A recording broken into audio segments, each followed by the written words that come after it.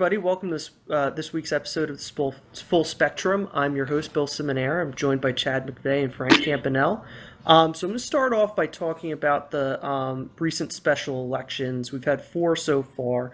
Republicans have swept all 4, but we want to see what you guys' take is on all of this, particularly the Tuesday special elections in South Carolina and Georgia. Chad, I'll start with you. What do you take away from this? Yeah, it was disappointing. A win is a win, and ultimately came up short. So that was a terrible fucking night. It was really painful. But I think when you look back a little bit, maybe step back and look at the total picture, he wasn't an exact fit for the district. He didn't even live in the district. Yeah. Not to Monday morning quarterback too much, but he was a young documentary filmmaker that they're trying to stuff into a district in suburban Georgia. So maybe that's not great, or maybe the path for the Democrats isn't through the northeast suburbs. Maybe it's the Sun Belt. I don't know, but it was pretty rough. Yeah, pretty rough. Yeah, but Frank, what did you think? Yeah, man, I think not great picks, but it just kind of speaks to some overarching trends that I see. The more visible, or the more accessible this elections are, it activates, conservatives come out and vote, and Democrats can't mobilize a vote. They just can't do it. I think there's always a core constituency that's going to do anything they can to get out for Democrats. I think it also speaks to the fact that people are still pissed off, man. Like, they're still pissed off about the state of things in this country, and they might not like Trump. They might not love kind of how he positions himself, but I think people in the back of their minds are still hoping for somebody to do something differently, towards some sort of action. I don't know how this speaks to kind of the longevity in terms of how Republicans hold their majorities in the House and the Senate, man, but it's just it doesn't surprise me, but the margins are definitely thinner, and I know the Democrats really thought they had an edge in Georgia, and they just didn't when it came down to Election Day. Well, I was saying to one person, if you really thought we were going to take Georgia 6, you were delusional. Because, that's the district that produced Newt Gingrich. It wasn't – it's a very conservative district. But I want to read you some stats, because I was taking a look at, and Frank, you touched on the trends that we're seeing and the margins. So I'll start with Kansas's 4th district. In 2016, it went Republican 61% to 29.4%, a 21.6% spread. In 2017, it was 52.5 to 45.7, a 6.8 spread. That's a shift of 14.8. In Montana, those numbers were 56.3 to 40.5, a 15.8% spread, Republican, and then 2017, 50.2 to 44.1, and that's a shift of 9.7%. So those are just those two, and those were in April and May. Fast forward to June 20th, South Carolina 5 last year went Republican 59.1 to 38.8, 30.3% spread. That spread dropped to 3.2%. Georgia 6, the spread dropped from 23.2% to 3.7%.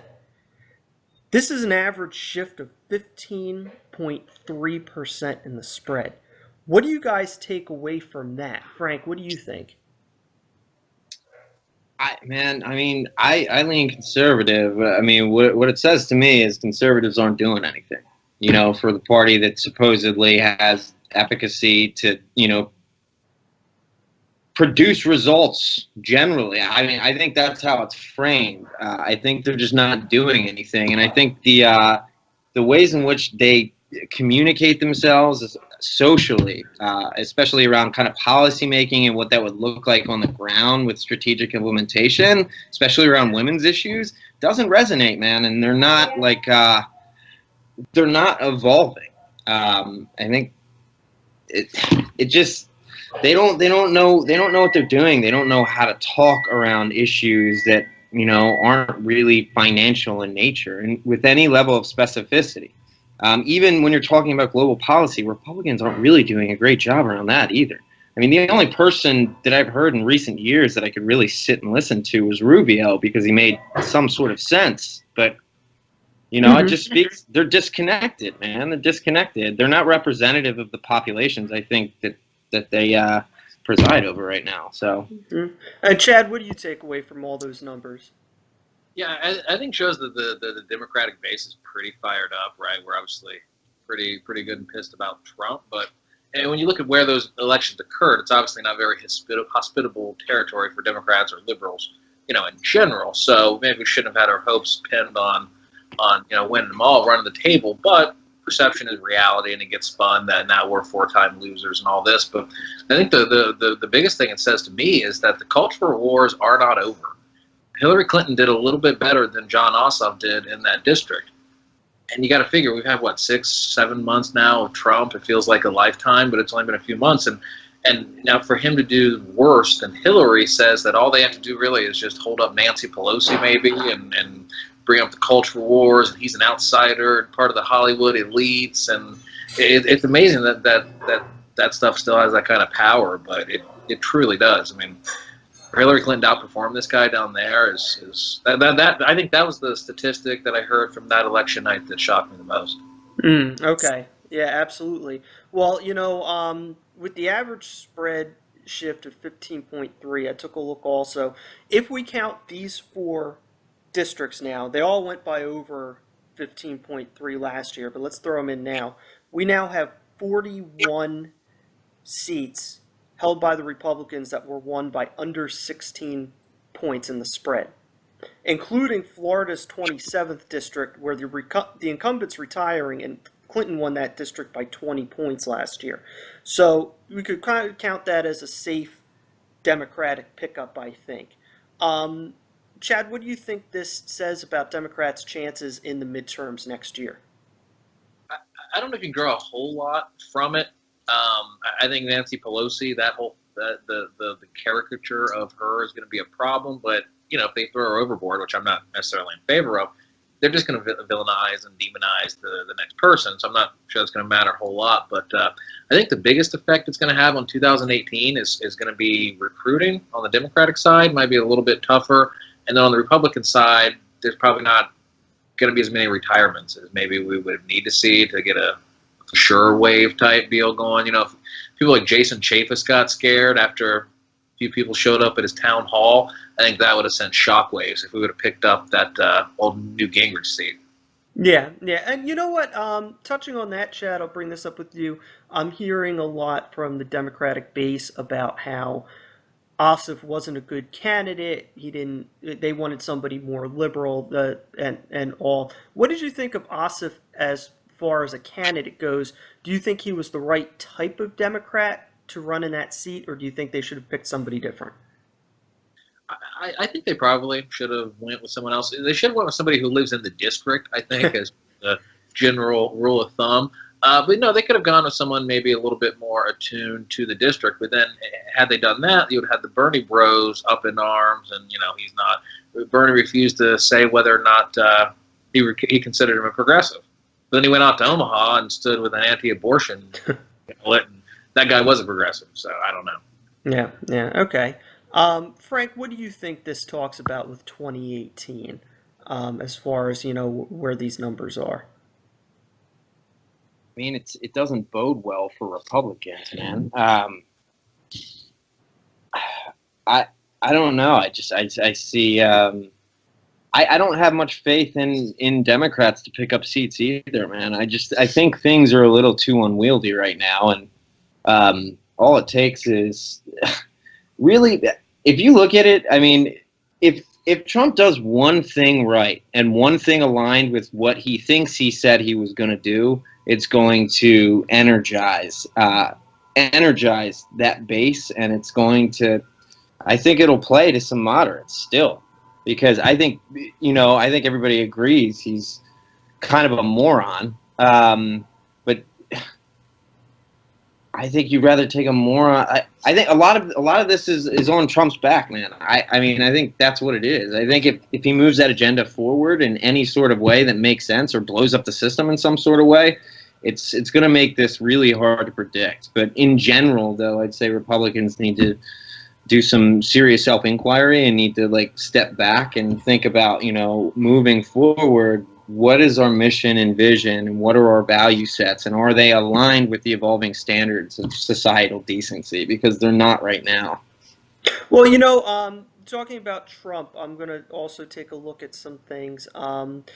So Kansas 4th District was held, that actual election night was April 11th. At the time, in the averages for the polls on Trump's approval rating, he was at 43 and a quarter approve, 52 and a quarter disapprove. It was a spread of 9 disapprove.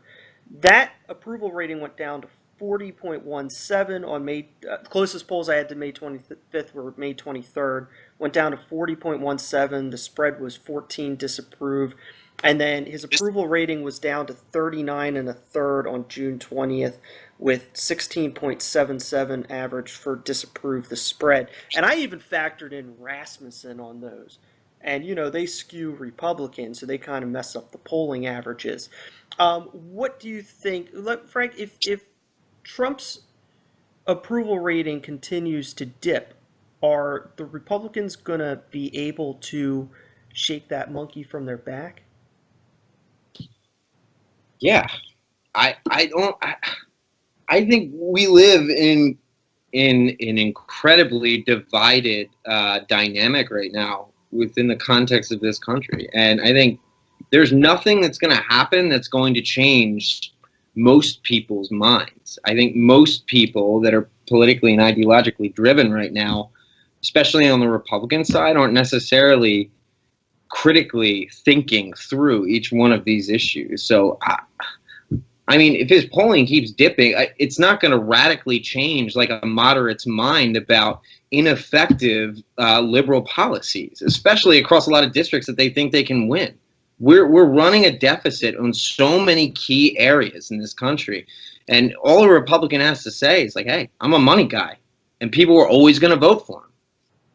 Well, you know what, Chad? I'll ask you this: what do you think the Democrats need to tweak in order to have more success in the actual midterms next year?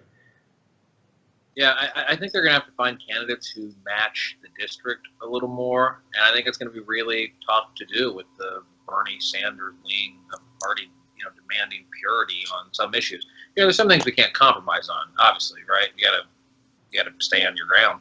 But there are some times where you got to compromise a little bit. And if we had a little bit more of a Southern type guy in this race on Tuesday, maybe he would have won. If Hillary Clinton did better than him, maybe if we got a real, a peanut farmer from down in Georgia or something like that, maybe we would have done a little bit better. But I think the real wild card is going to be the Mueller investigation.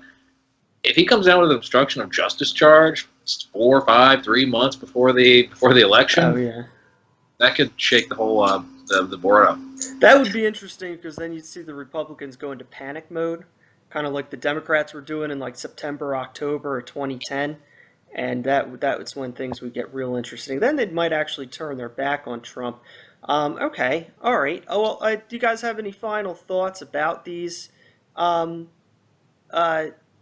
special elections and what they could mean for next year? Frank, what do you think? Anything else come to your mind? I think not anything right now. I think like what you were saying earlier. I think Bernie's galvanized the Democratic base to the extent that it's really exposed a lot of Democrats for kind of not doing what they say they're going to do, and I think that's been extremely problematic. And I think somebody's going to have to come to the table on the Democratic side if they're going to be viable. I don't think it's much about like matching the individual up to the district. I think right now in this time, in this space, in this country, people are really resonating with a vision and somebody who can articulate a way to actually implement that vision. And whichever party figures out how to do that, they're gonna clean up. I can't get a beat on anything right now, because when you watch the news every day, it's unbelievable. It's unbelievable what's happening. I don't. Chad, I'll ask you before your final thoughts on this. What message do you think the Democrats need to come out with in order to do better next year? What do you think the core of their message should be? Yeah, I think it ought to be an economic one. I heard Paul Ryan, or not Paul Ryan, Tim Ryan from Ohio, the Youngstown congressman who ran and challenged Nancy Pelosi last year, talking about an infrastructure plan, talking about jobs that can't be outsourced. When you bring Wi-Fi to different areas, it raises the GDP by a couple percent. That if you really focus on a strict economic, pretty much Trump stole the Democratic playbook, right? Looking out for the little guy. To hell with the banking system. I'm going to shake things up. If we can get back to that, I think that's going to help. But I don't know how successful that's going to be because all Trump has to do is send out a couple tweets, and then the culture wars are ginning right back up. Okay. And any final thoughts on these special elections, and we can look at next year? Yeah, I don't think they're entirely predictive just because they've occurred on such inhospitable ground for Democrats, but it is a problem. Had it went the other way on one or two of these, we'd pulled one out, even like that South Carolina one that was closer than people were expecting. That would have sent shockwaves, so we had a chance, and, we weren't set up for success, but we missed, so. One thing I will say before we move on is, the Republicans took back the House in 2010, but they lost special elections in 2009. Especially here in Pennsylvania, they lost a special election for Murtha's seat when he died, so that was relevant here. And they still came back strong the following year. So a lot of times these special elections, they're just, like you're talking about, Chad, inhospitable ground. So, it's not really, they're not really races we could expect to win in the first place. So for a while now, I've wanted to talk about Syria. Can I jump in real quick?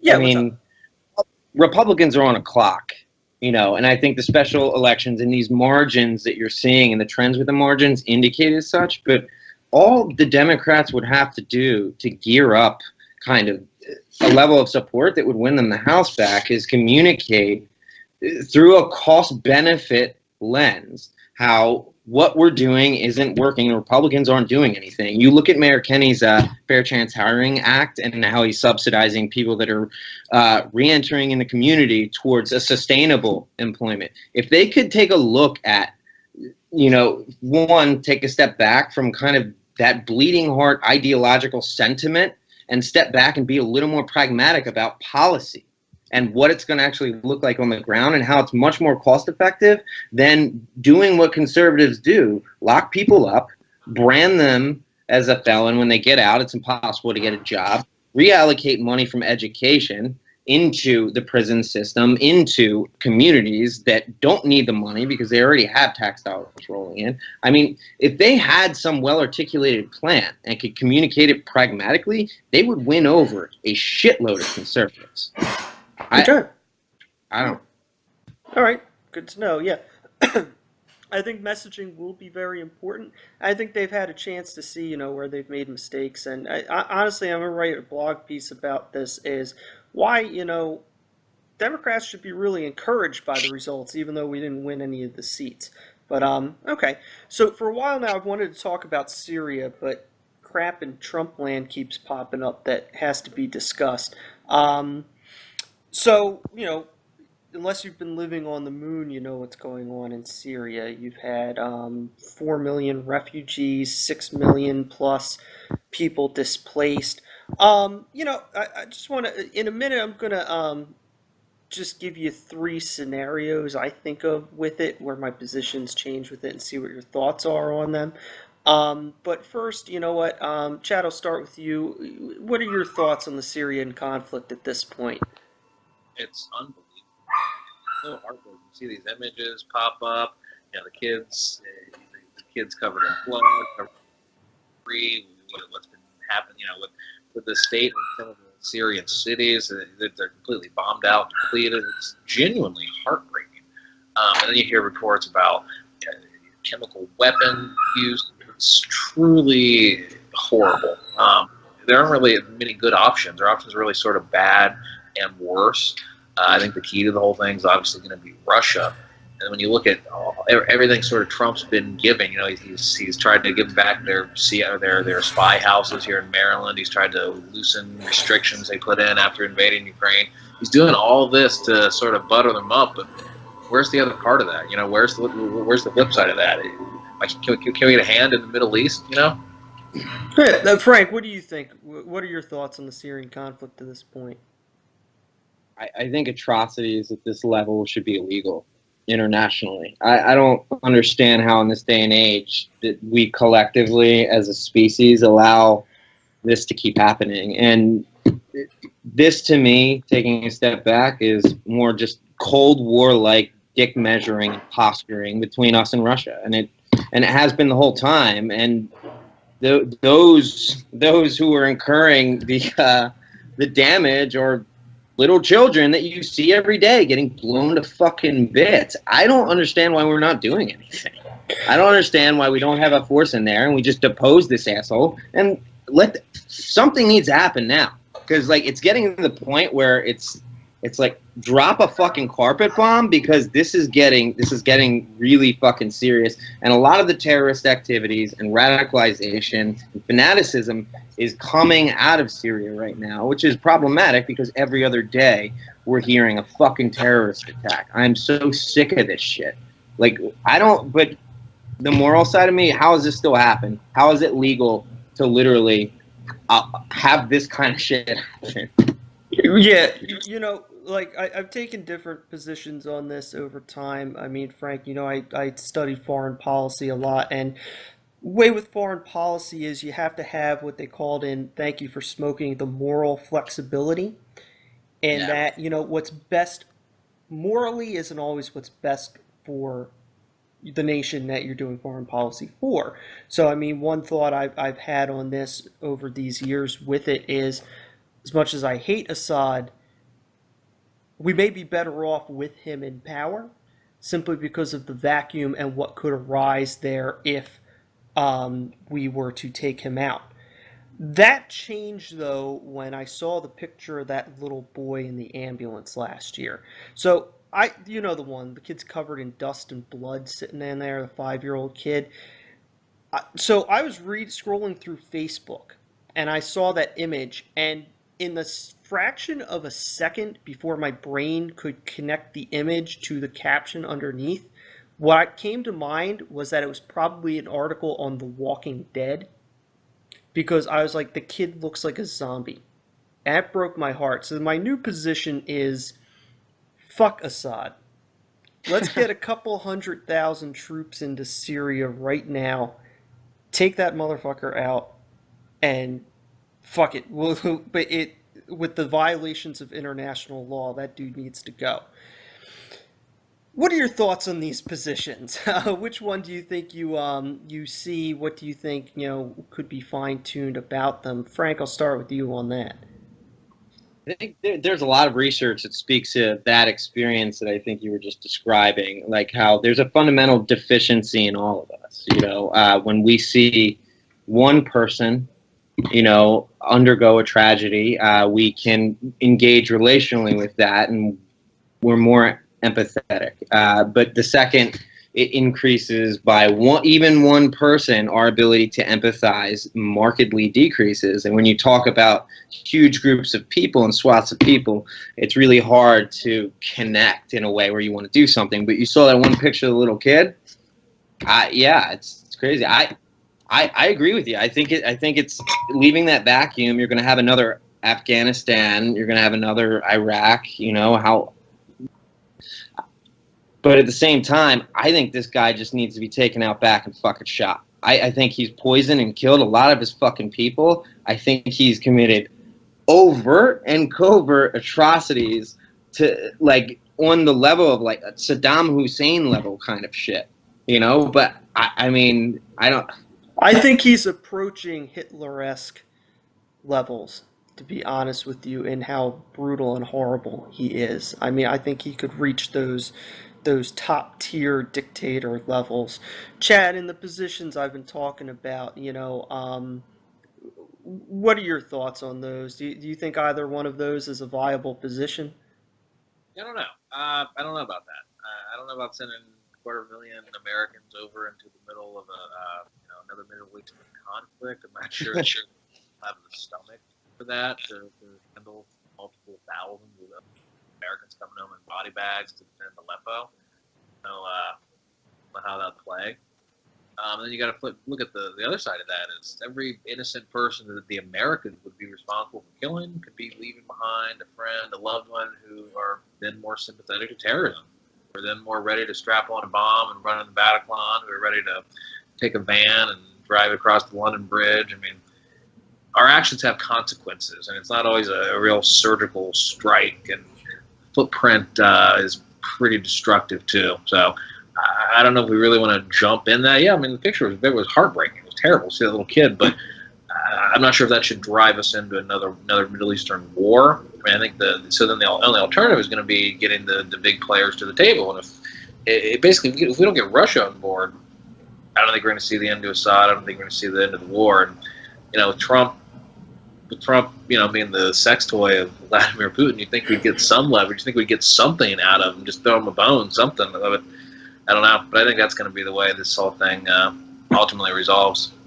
And that's a very good point about collateral damage. You're correct. I mean, you might have good intentions. You may have the best laid plans, but, in the end, there can be unintended consequences. That's true. Chad, do you think there's any way that this could be resolved through a power sharing system? Do you think you could set up a system where Assad and the moderates could come to an agreement to share power? Yeah, I mean, I think anything's possible. If you've got Vladimir Putin sort of calling the shots, the extent to which that the Russian regime is propping them up, it can't be underestimated. So he really does have a lot of power over them. He could bring them to the negotiating table. So, maybe Assad wouldn't be happy with it, but his top concern is staying in power. And if Uncle Vlad says that's the only way it's going to happen, then I suspect he could see that kind of compromise. Yeah, I mean, you could take a look at it. Assad gets to remain president, but they have a real parliamentary system with people with a voice. You could maybe do a power sharing system like that. Frank, what are your thoughts on a possible power sharing system? When's the last time you heard of anyone relinquishing power, dude? With that level of power, actively or knowingly or voluntarily relinquishing it. I understand there's a bigger, badder guy behind him that could encourage him to do something, but essentially you're saying we're going to turn this authoritarian state into now you're going to be the Queen of England, and we're going to set up a parliamentary process. Well, you're describing the Magna Carta right there. Well, I know, but how that's not possible, dude. How is that good? I don't see how that's feasible given the level of damage and the level of posturing and the level of communication coming from Assad throughout this whole process. But it's all been coming from a place of Russian tanks, Russian air support, having his back. Vladimir Putin says, "Hey, we're heading back to Moscow, and you're on your own, pal. And the American-supported rebels are probably going to take all your shit." Danger focuses the mind.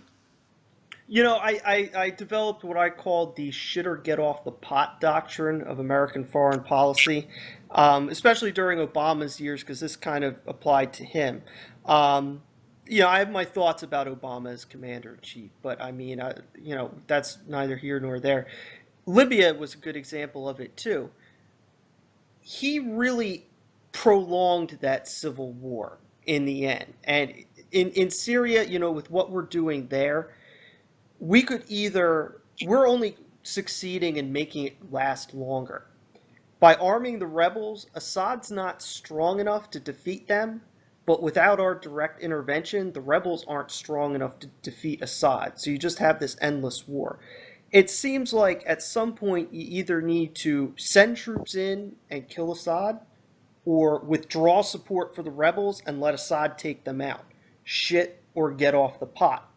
And, I think we do that. We're going half-hearted into things. And my thought is either go for it or stay the fuck out of things.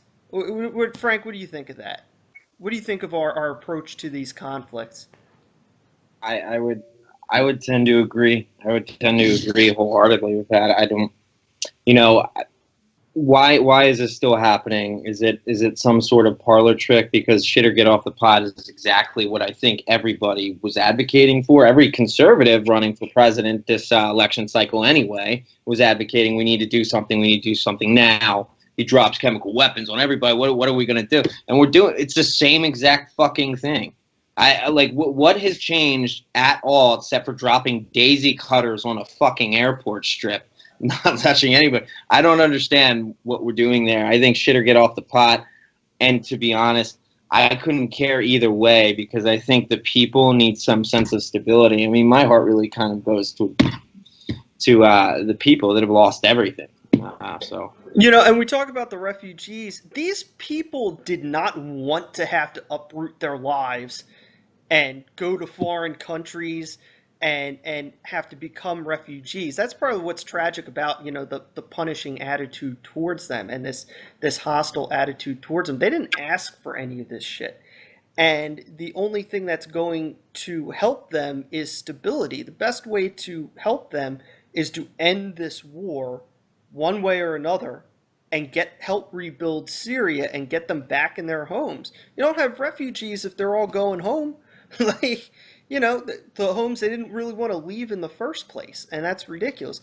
Chad, what do you think about what we were talking about with action or inaction or it picking a side?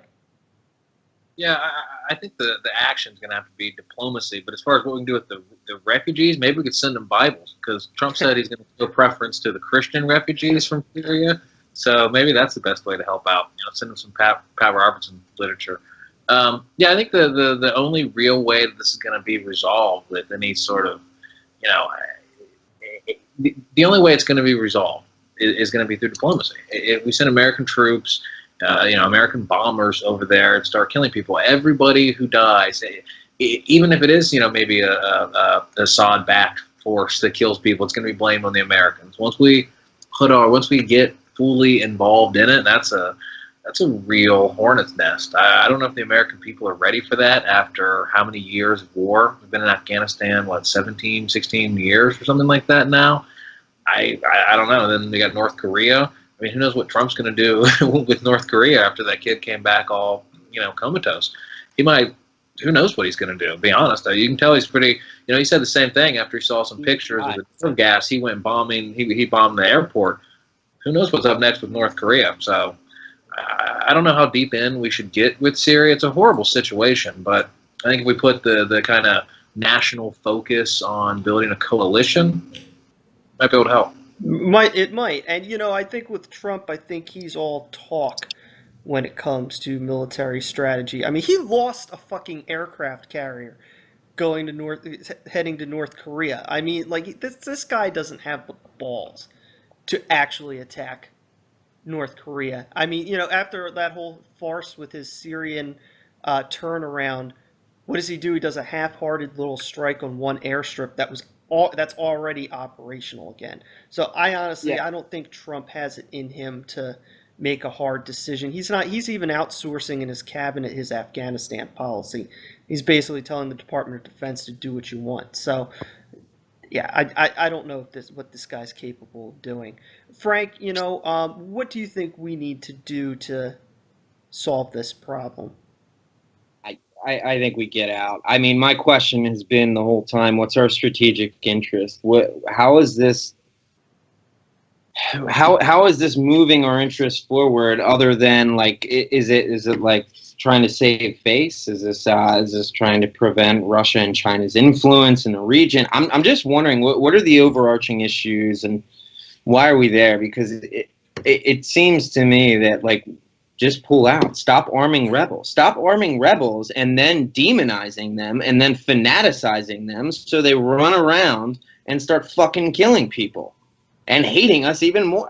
We're arming a bunch of rebels that fucking hate us because the second they're a refugee, we demonize them to the extent that they want to kill us. And they're armed with our guns that have Made in America stickers on them. So I don't know that... I think we just pull out. I think just pull out and just call it a day. Figure it out. That's the best thing to do. Stop wasting time and money and energy on this. Fuck building another coalition. How many fucking coalitions do we need in this part of the world? Like, Yeah. The only, the thing that makes me pause with pulling out is this has become the world's problem. It's not just a Syrian problem anymore. It might have been in 2011. Absolutely, it was a Syrian issue. But with the refugee crisis, with the ISIS issues coming out of there, this is no longer something the world can't get involved in. But I see something in your point, Frank. With if you pull out, if you disarm the rebels, then Assad wins, the war ends, and that provides some stability. So either way, and that might not be as catastrophic. It's an interesting direction to go in. I didn't really. I don't want. I mean, it. I don't. That's He deserves a bullet in the head, dude. But yeah. life's not fair, and really, it's the best possible thing because if you depose Assad and you have this shit show of people trying to like engage in like nation building on rubble, like what do you think's going to happen? Look at everywhere else it's happened in this region. Yeah, absolutely, absolutely. Well, I just ask, if you guys have any final thoughts about the issues we discussed tonight. Chad, I'll start with you. Yeah, I'd say that things look pretty good for 2018 as far as momentum goes for the Democratic Party. Like I said, we're doing pretty well in ruby red districts, not well enough to sort of claim the outright victory or sort of the moral, the momentum victory, but we're doing pretty well. And Trump's making it sort of easy to fire up the base. And next year, it's not just going to be these localized one district type deals. It's really going to be a national election, I think. Trump's not going to actually be on the ballot. So while his banjo playing rubes might still be supporting him, I don't know if they're going to be as fired up for, the local boring congressman down the road to come save his ass. So I think we're going to do pretty well. I think it's going to be a wave election. Is it going to be enough to take control of the House? I don't know. But the results are pretty promising, even if it was pretty frustrating this past Tuesday. Excellent. Frank, what are your final thoughts? My final thoughts is I'd love to hear people start answering questions and telling the fucking truth. I'm sick of the dog and pony show that this country's become, and I would love, Democrats are probably going to win. They're probably going to sweep, and they'll take the House back, I think. But, this is just like Obama's first two terms. He had the majority with everything. Nothing got done. And now we're looking at Trump.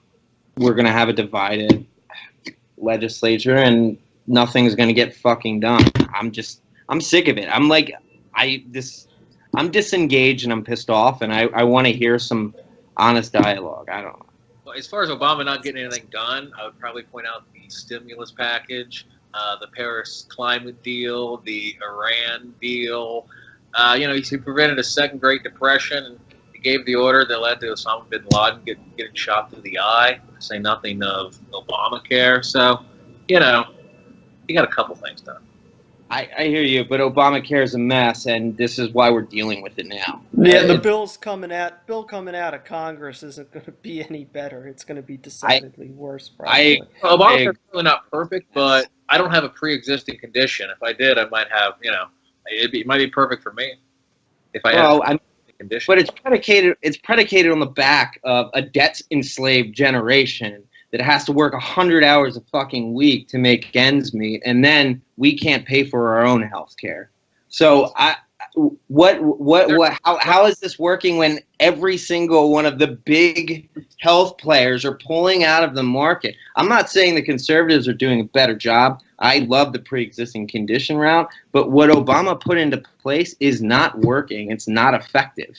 Well, it is, to be fair, it is a Republican idea, the kernel of it. So we had Hillary Care in 93, right? Well, by 94, he had about 20 Republicans in the Senate who had signed on to an individual mandate. Then you get to 96, and Bob Dole's presidential platform, he actually had an individual mandate as part of his platform. Then you get to Romney, governor of Massachusetts, 2002, 2003.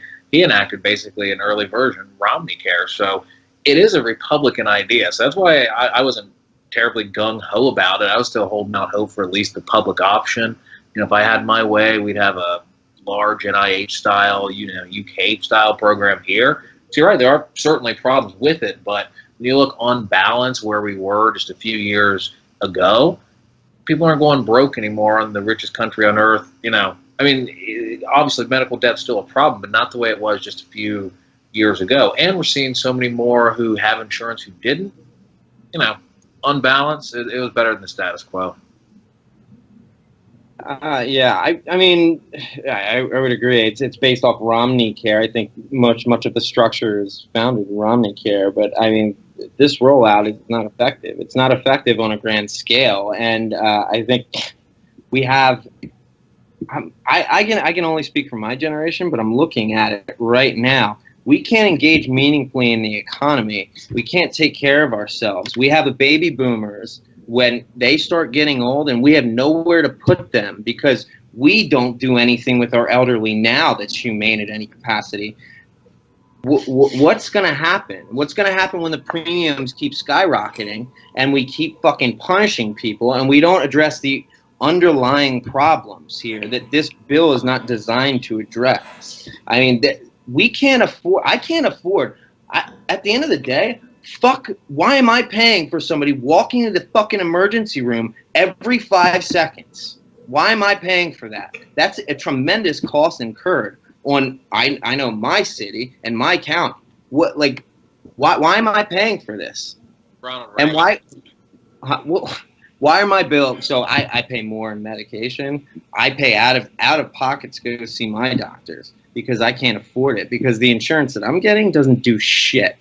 But I have to I'm mandated to buy into this system that's fundamentally flawed and broken. Yeah, that was my biggest problem with the Obamacare in the first place. That is essentially the Private Health Insurance Preservation Act. But we couldn't get what we wanted. We had people, screwing up every step of the way.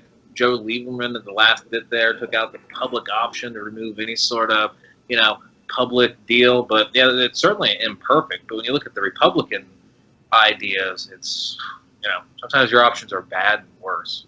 Yeah, and I think that's pretty much what we're looking at now. It's going to be interesting over the next week to uh, see tempers flare on the Senate floor, but we'll find out how that goes. Well, thank you guys for being on this week. Thank you for watching. Make sure to like us on Facebook, follow us on Twitter, and check out our blog, thefullspectrumchannel.blogspot.com. Until next time, thanks for watching The Full Spectrum, and have a good night.